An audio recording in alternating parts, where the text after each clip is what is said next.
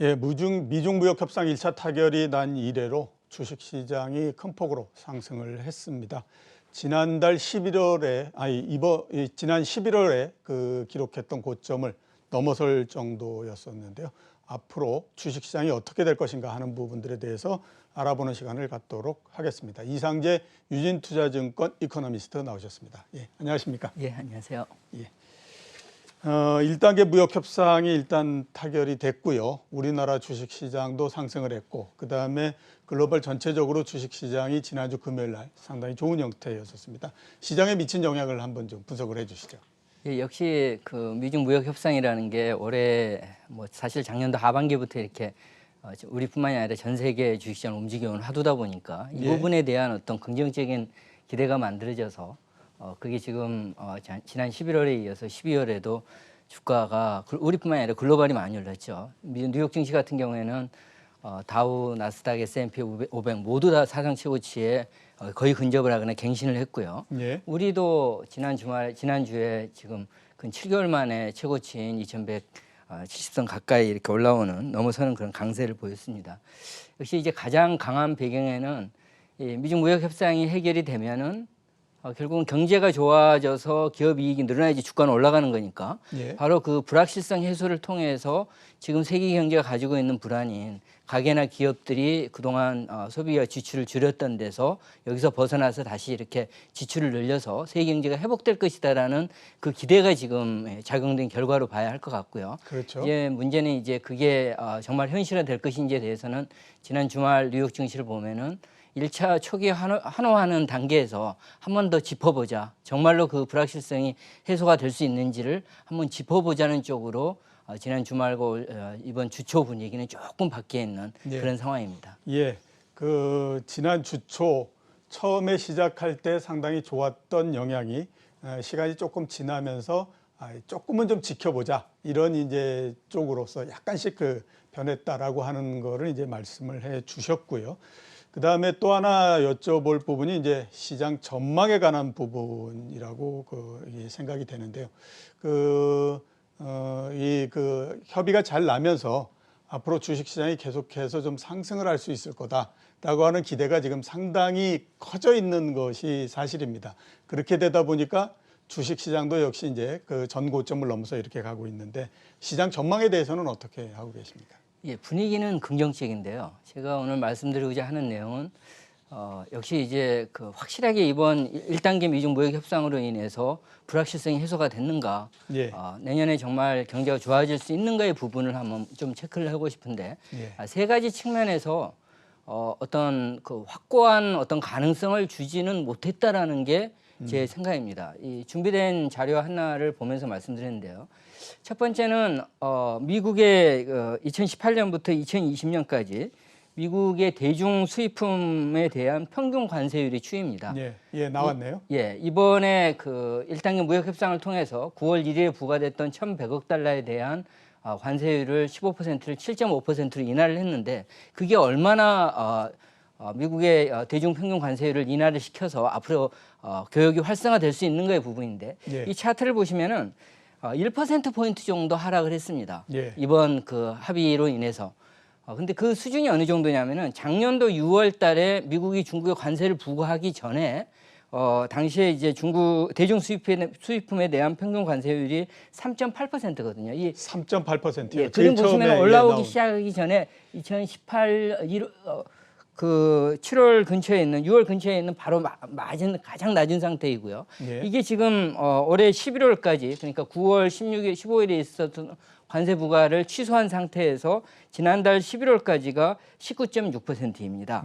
이 3.8에서 19.6으로 올라왔었는데 말씀드린 대로 이번 조치로 인해서 1%포인트를 내려서 18.6%가 된 게 이번 12월에 중국에 대한 대중 평균 관세율인 거죠.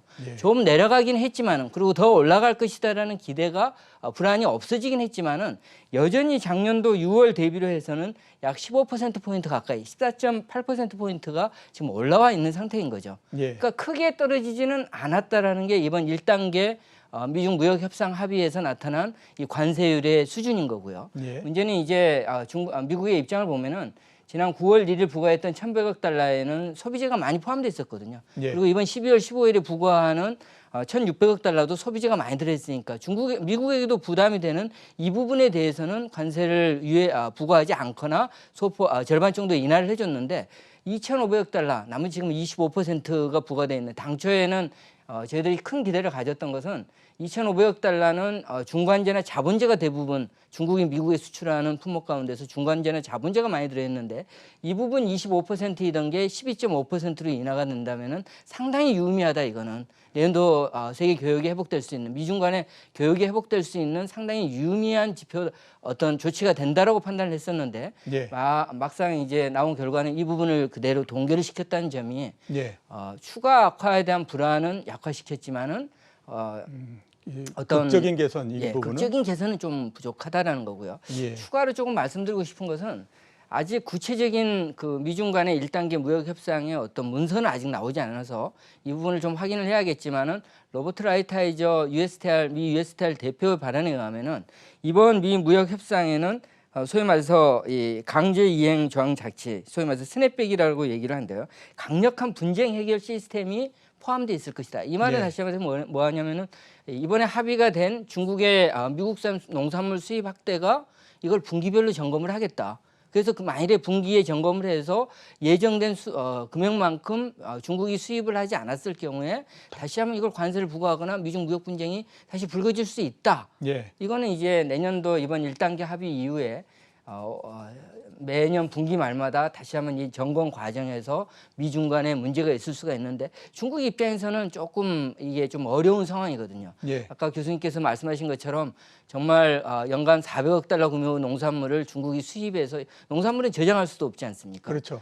이걸 수요를 할 수 있는 부분이 있는가와 두 번째는 이번 미중 무역 분쟁의 와중에 상당 부분의 농산물 수입 그 경로를 아르헨티나나 브라질로 이미 이렇게 돌려놓은 상황이거든요. 예. 이 부분과 이렇게 계약을 맺어준 부분과의 어떤 충돌 문제 이런 부분에서 아직까지는 내년도에도 여전히 남을 수가 있고 마지막으로는 사실 이거는 가장 쉬운 농산물과 추가 관세 부과의 유예라는 미국도 관세 부과하기 어려운 것을 서로 맞교환한 예. 이 상황이거든요. 소위 말해서 이거는 이제부터 남은 것은 아까도 우리가 알고 있는 정말 협상하기 어려운 합의하기 어려운 직접재산권 문제나 강제 기술 이전 방지 내지는 이제 중국의 보조금 지급 금지와 같은 이런 국가 자본주의 문제 이런 것들의 협상은 중국은 절대로 안 물러난다라는 게 이미 우리가 확인을 해왔고 예. 미국도 이 부분을 양보해가지고 이제 타결이 됐다라고 선언하기에는 미국 국민들이 조금 이상하게 생각할 수 있는 그런 여지가 있으니까 예. 역시 이제 결론은 우리가 환호를 했지만은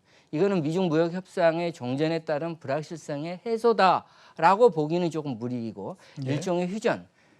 마지막으로 제가 가장 기대하고 있는 것은 트럼프 입장에서는 내년 11월에 대선이 있지 않습니까? 예. 그리고 중국과의 어떤 무역 분쟁을 강화시키면은 미국 경제나 주식시장이 안 좋다라는 것은 알고 있는 거죠. 그래서 1단계 무역 협상의 어떤 타결을 기점으로 해서 최소한 내년 대선 전까지는 더 이상 중국과의 어떤 무역 갈등을 일으키지 않을 수 있을 것이다라는 그런 기대 정도가 예. 그런 가능성 정도가 제가 볼 때는 이번 1단계 미중 무역 협상 합의에 가장 큰 어떤 긍정적인 의미가 아닌가 예. 그렇게 보여집니다. 예. 제가 잠깐 한번 좀 다시 정리를 해서 말씀을 드리게 되면 비록 1차 타결이 나기는 했지만 작년도 6월 달에 대중무역 관세율이 3.8% 정도였습니다. 이번에 제일 높아졌을 때가 19.6%이고요. 1차 타결을 통해서 18.6% 정도가 됐기 때문에 작년 6월 이전하고 비교해 보면 3.8%와 18.6%니까 아직까지도 가야 될 길은 상당히 멀다라고 봐야 될 것 같고요. 또 하나 스냅백 조항이라고 분기마다 이행도를 점검을 해서 이행이 되지 않았을 때 원래로 돌아갈 수 있는 그런 장치까지 마련되어 있는 상태이기 때문에 앞으로 가야 될 길은 좀 멀다라고 볼 수 있고 지금 이제 첫 걸음을 뛴 정도니까 주식시장 입장에서 봤을 때는 앞으로 상당히 좀 지켜봐야 되는 그런 부분들이 있지만 하나 긍정적이다라고 생각할 수 있는 것은 더 이상 상황이 여기에서 악화되거나 그럴 가능성이 없다. 이런 정도는 좀 긍정적으로 볼 수 있다. 이렇게 말씀을 해주셨습니다.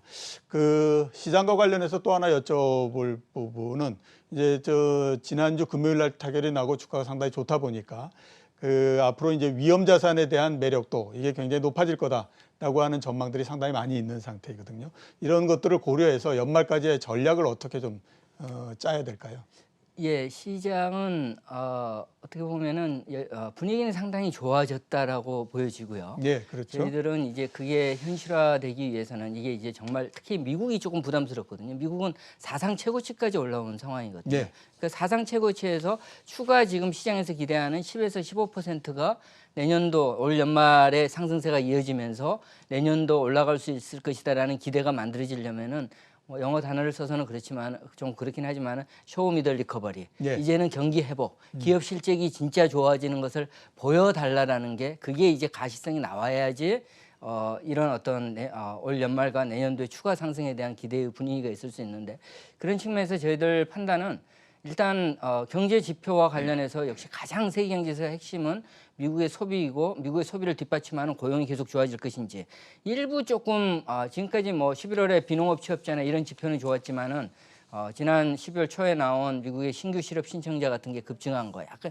아직은 좀 더 추가 확인이 필요하지만은 이런 요인들은 조금 더 지켜봐야 할 것 같고요. 예. 참고로 저희 유진투자증권의 2020년 주식시장에 대한 최대 목표치는 2,430포인트입니다. 예. 그 전제 그 배경에는 저희들이 이 코스피 기업의 영업이익이 올해 한 135조 정도 되는데요. 이게 내년에 170조로 170조 원으로 한 26% 좋아진다. 그리고 과거의 영업이익 수준과 코스피 평균 간의 비교를 본다면은 170조 정도의 영업이익이 나온다면은 일평균 코스피 지수가 평균에서 대략 2,230에서 2,330, 2,300포인트 내외 정도가 적정한 수준이 되고 예. 1년 동안의 변동성인 평균 100에서 150포인트 정도의 매년 변동성, 적정 수준 대비 변동성이 있다는 점을 감안하면은 최대 2,430까지는 볼 수 있을 것이다라고 저희 유진투자증권은 보고 있는데 이게 이제 현실화되려면 말씀드린 것처럼 올해 135조인 코스피 영업 기업의 이익이 170조로 좋아지는 게 좀 현실화돼야 되고 그거는 결국은 경제 지표 쪽에서 좋아지는 것이 현실화돼야 한다라는 게 좀 예. 필요한 것 같습니다. 예, 그러니까 재료로서 재료의 역할은 이제 좀 떨어지는 것 같고 앞으로 그 기업이나 이렇게 어떻게 되는지를 지켜봐야 되는데 유진투자증권에서 지금 전망하시기로는 내년도 영업이익이 170조 정도 되는데 그 정도 되면 주가가 2,300 이 정도까지는 올라갈 수 있을 거다. 예, 이렇게 이제 전망을 해주셨고요. 중국 내부에 대해서 한번 여쭤보고 싶은 게 경기 부양 관련한 부분입니다. 10일하고 11일에서부터 12일 사이에 중앙경제공작회의가 있었거든요. 대충 내용을 잠깐 설명을 드리게 되면 적극적인 재정정책, 그다음에 온화적인 통화정책 이렇게 얘기를 해서 경기를 연착륙시키는 걸 목표로 한다. 이렇게 얘기를 했습니다. 앞으로 중국 경제의 부양 가능성 이 부분들에 대해서는 어떻게 전망하고 계십니까? 예, 이번 공작회의에서 저희가 가장 주목했던 것은 성장 확대라는 말을 쓰지 않았다는 점입니다. 예, 안정을 확대. 굉장히 강조를 한 거거든요. 소위 말해서 온중구진이라는 안정 속에서 성장이라는 그 방침을 얘기를 했고요. 저희들 예. 사실 많이 예견되었던 부분입니다. 왜냐하면은 중국의 통화 증가율을 저희들이 좀 주목해서 봤는데요. 글로벌 금융위기 이후에 중국과 미국, 유로존, 일본의 M2 증가율이 도대체 몇 배나 증가했느냐를 보니까 예. 미국이나 유로존은 2배가 늘어났습니다. 2008년도 1월 달을 100이라고 했을 때 지금 올 여름에 이제 대략 한 200까지 2배가 늘어났는데 중국은 4.6배가 늘어났습니다. 예. 그러니까 중국 입장에서는 다른 선진국보다 훨씬 더 많은 지금 유동성 공급을 통해서 그 결과가 부채가 늘어난 상황인 거죠. 그러니까 결국은 부채를 유동성을 더 늘려가지고 성장을 해야 되는데 중국 입장에서는 이제 상당히 부담스럽다는 것은 우리가 이미 지금 알고 있고요. 예. 그게 나타난 결과가 안정 성장에 방점을 두었다는 것은 지금 2019년도 올 3월 전인대에서 경제성장률의 목표가 6.0에서 6.5로 제시가 됐거든요. 내년 3월 전인대에서 제시되는 성장의 목표는 6% 내외. 그렇다면은 저희들이 현실적으로 올해 한 6.2% 정도 추정이 되는 중국의 GDP 성장률이 내년에 한 5.7이나 예. 5.8 정도 나온다면은 예. 지금 중국 정부가 목표로 하고 있는 것도 이게 만약에 5.5를 깨고 5% 가까이 가면은 상당히 큰 문제가 되거든요. 그렇겠죠. 중국의 금융 불안이 현실화될 수 있는데 그 부분을 막는 정도의 어떤 부양 정책의 추진이 되는 거지 성장을 크게 올릴 수 있는 상황은 아니다라는 것을 이번 중국 공작 회의에서 한 번 더 보여준 게 아닌가 그렇게 예. 보여집니다. 그 마지막으로 제가 짧게 질문을 드리도록 하겠습니다. 짧게 대답을 해주시면 될 것 같은데요. 무역 합의 1차 나고 난 다음에 원화도 그렇고 위안화도 그렇고 상당히 강세가 됐습니다. 두 통화가 앞으로 어떻게 될 거라고 지금 전망을 하고 계십니까? 예, 제가 가지고 있는 생각은 9월 달에 그러니까 중국에 대해서 트럼프가 이렇게 관세를 부과하기 전인 그 시점의 환율을 보면 6.85 위안 정도 됩니다. 예. 그게 7.10 위안 가까이 이렇게 올라갔었으니까요. 근데 이번에 지금 합의를 통해서 그거의 절반 정도가 줄어든다고 이제 감안을 하면은 대략 한 6.9 위안 내외 정도까지 위안화 환율이 떨어질 거라고 생각이 되고요. 결과적으로 지금 올해는 우리 원달러 환율이 미 달러화 지수보다는 위안화 환율에 현격하게 연동돼 왔으니까 예. 우리 위안화 원달러 환율도 1,200원대를 넘어서 1,220원까지 갔었는데 이 기조가 최소한 한 1,160원 내외로 떨어질 수는 있겠지만은 말씀드린 그런 불확실성이 완전히 해소된 측면이 아니라는 측면에서 우리 원달러 환율의 바닥은 1,150원에서 1,160원 정도가 바닥이 되고 이 밑으로 떨어지게 하려면은 조금 더 확실한 미중 무역 분쟁의 해소 내지는 세계 경제 회복 이런 게 좀 전제가 돼야 되는데 예. 좀 그 가능성에 대해서는 아직은 좀 지켜봐야 하니까 1,150원 정도를 바닥으로 봐야 할 것 같습니다. 예. 오늘 이렇게 나와주셔서 대단히 감사합니다. 예, 고맙습니다.